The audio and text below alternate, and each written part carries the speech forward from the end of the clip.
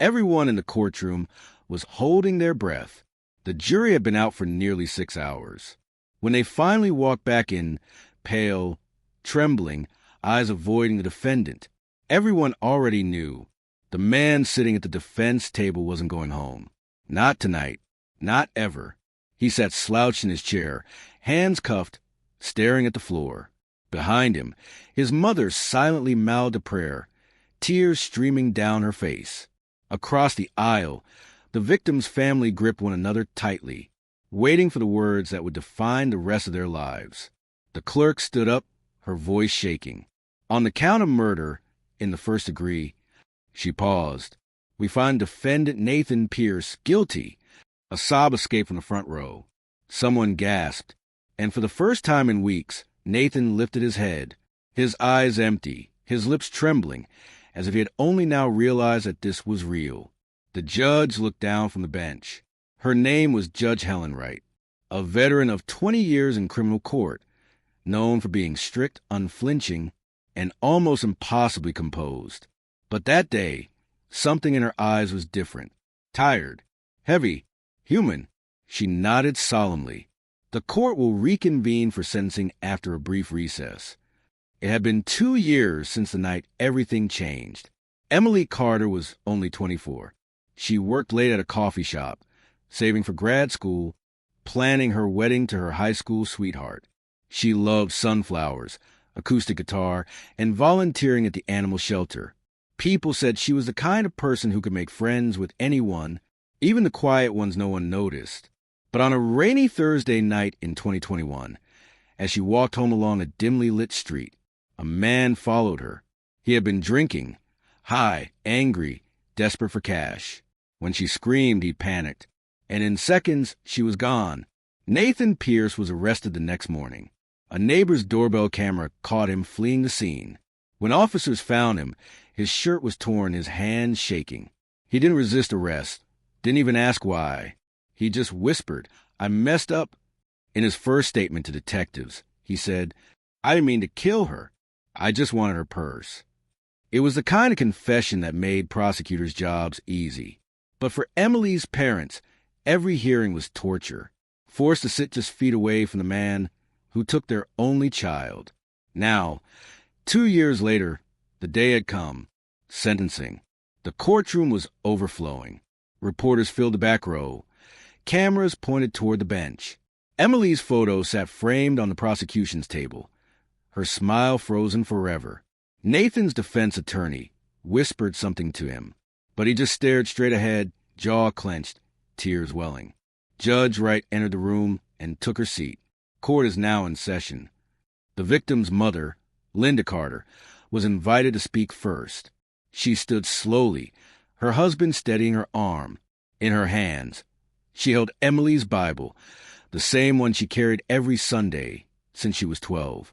Her voice trembled. "When I got the call," she said, "that my baby girl was gone, I thought my life was over too." She paused to wipe her eyes. I kept asking why. Why her? Why someone so kind, so young, so full of life? The courtroom was silent.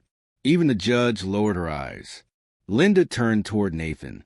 For the first time, he looked up, and what he saw wasn't hatred. It was heartbreak. "I should hate you," she said softly. "I wanted to. I thought I would. But hate hasn't brought me peace." Her voice cracked. "So, today, I choose something different. I choose to forgive you." You could hear the sound of people gasping. Reporters froze. A juror quietly covered her mouth. Nathan's shoulders began to shake. Tears rolled down his cheeks. He mouthed the words, "I'm sorry." Linda continued. "I'm not forgiving what you did," she said. "I'm forgiving you because I don't want to carry this pain anymore." She pressed a hand against her heart. Emily believed in second chances. "So, I'm giving you one, even if it's only in spirit." When she sat down, the room was silent. Even Judge Wright had to pause before speaking.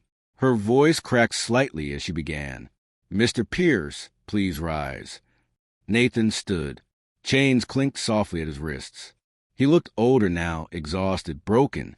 He couldn't even meet her eyes. "Mr. Pierce." The judge said, "You took a life, a bright, beautiful life. And for that, this court must impose a maximum penalty allowed by law." Nathan swallowed hard. The room went still. This court sentences you to life in prison without the possibility of parole. The gavel struck, one heavy sound that felt final. But Judge Wright didn't stop there. She stared down at Nathan for a long moment, and then, to everyone's surprise, her tone softened.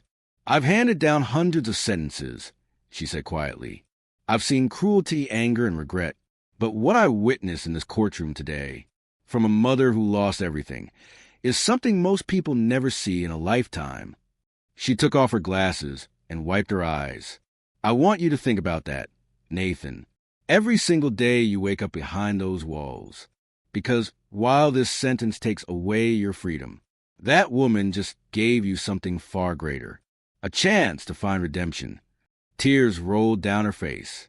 And then, for the first time in her career, Judge Helen Wright whispered, "I hope you don't waste it." When the hearing ended, something remarkable happened. The courtroom didn't rush to leave. People just sat there, quiet, stunned, moved. Nathan turned toward the Carters. He mouthed the words again, "I'm sorry," and Linda nodded, just once. Then she and her husband stood up and walked out, hand in hand, the Bible still clutched against her chest. Outside, reporters swarmed the courthouse steps. Some were crying. Some couldn't find words. One said, "I've covered trials for 20 years, and I've never seen anything like that." In the weeks that followed, the video of the sentencing went viral. Millions watched the clip of Linda Carter forgiving her daughter's killer. Some praised her strength. Others said they could never do the same. But everyone felt something. Letters poured into the courthouse, some from victims' families, some from inmates, some from people who just wanted to say, that moment changed them. Nathan Pierce began writing letters from prison, long, handwritten notes addressed to Emily's parents. He said he didn't expect a reply. He just needed to say thank you. He enrolled in counseling, started attending faith groups, and slowly, he began to understand what redemption really meant. Judge Wright, now known across the country for her emotional sentencing, later told a reporter, "I've seen justice. But that day, I saw something bigger. I saw the power of forgiveness, and I'll never forget it." Years passed. The courtroom moved on to new cases. But that story, that one moment of grace in the face of unimaginable pain, never truly faded. Because sometimes justice isn't about punishment. Sometimes it's about humanity. It's about the strength it takes to forgive when the world expects hate. It's about the courage to let go when vengeance feels easier. And it's about remembering that even in the darkest corners of a courtroom, mercy can still find its way in. That day, a judge handed down a life sentence, but a grieving mother handed out something far greater, forgiveness. And that is what no one expected.